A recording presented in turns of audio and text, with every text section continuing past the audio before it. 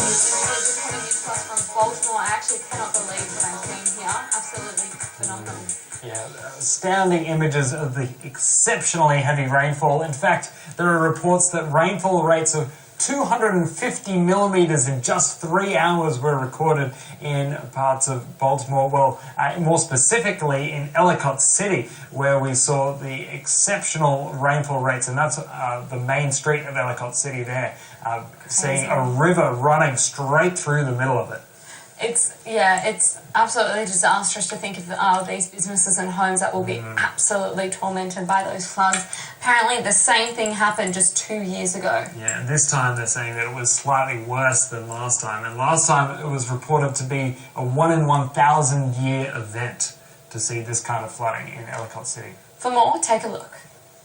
Here, people are describing this as devastating, catastrophic, historic even worse than what they saw back in July of 2016, that this flooding happened so rapidly, so quickly, that it just lifted cars and just had the water gushing down Main Street, catapulting into buildings collapsing, people just simply running for their lives. And I had a chance to talk to one of the officials here who said that there's one person that is missing.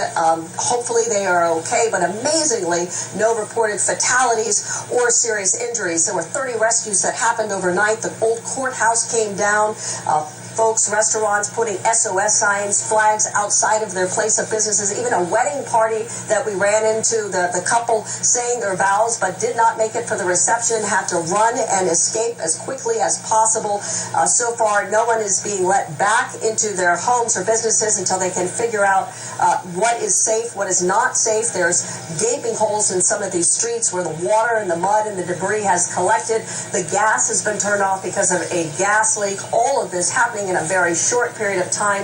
What is even more tragic is 96% of the businesses that had been devastated just a couple of years ago were actually back up and booming. 20 more new businesses had also been placed in the area. There was a lot of hope here in the rebuilding effort, even a $1 million grant from FEMA to do additional flood warning systems in place that was supposed to start next year.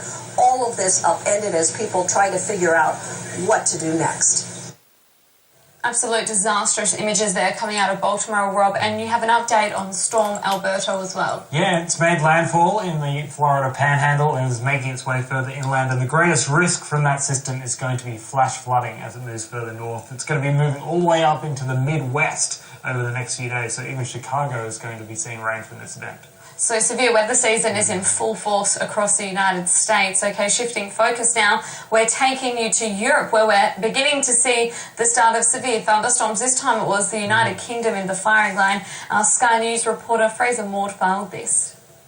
Just over an hour or so, over 2 inches of rain fell in this part of Birmingham, causing extreme flash flooding. 900 calls, more than 900 calls into West Midlands Fire and Rescue Service for people needing help. They were here yesterday with their boats, getting people out of their properties and trying to do as much as they could. I mean, the scenes now, the water left almost as quickly as it came. We can see in the streets, though, the aftermath, people clearing out their houses. We've got carpets, furniture, people sweeping the houses out. The Environment Agency are on scene at the moment. They're chatting to the local residents. They'll be answering some pretty tough questions, so I would think a lot of the residents here not too happy with the local council or with the Environment Agency, because this is the third time in 9 years that St John's Road, this part of Birmingham, has flooded as badly as this, and flood defences are underway. There is a programme of flood defences that are happening just on Pershaw Road, which is just on the road parallel to this,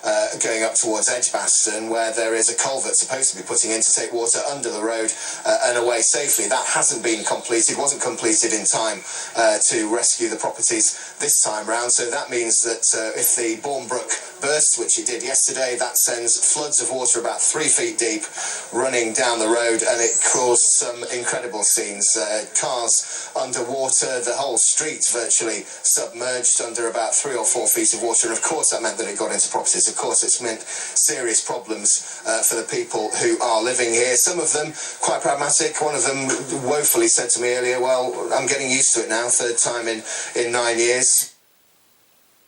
A lot happening in terms of international weather. Of course, the United States, we have the Baltimore floods, Storm Alberto, and to the UK where we have more showers and thunderstorms forecast on Wednesday. Okay, back home, Rob, showers are continuing today for the Queensland coast. Yeah, it looks like that. So across the Queensland coast, seeing showers primarily for the Castle area coast today, so up in the far north. Around the central coast should be dry, and even Brisbane looks like it should remain fairly dry today. Sunshine Coast, a couple of showers. In New South Wales, a few storms moving through the west and also the southern and central ranges today, so showers and thunderstorms with that. And Sydney is even a chance to see those showers the middle of tonight. In Victoria, those showers and storms are pushing into the far east, but we've got increasing showers for the southwest corner. Melbourne, only a chance to see a shower or two in the late afternoon.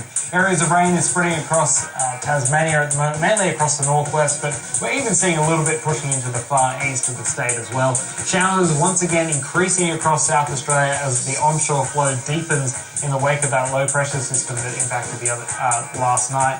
And in the west, we've got generally dry conditions, a couple of showers around Budbury, but other than that, looks like a beautiful sunny day. And we're seeing fine conditions across the Northern Territory, just a little bit of cloud in the far northern parts of the top end. Stick with us. I'll be up shortly with your capital city forecast. Of course, we'll be giving you coverage across this morning with the Sydney smoke haze and, of course, the severe weather across the south. Make sure you stay with us.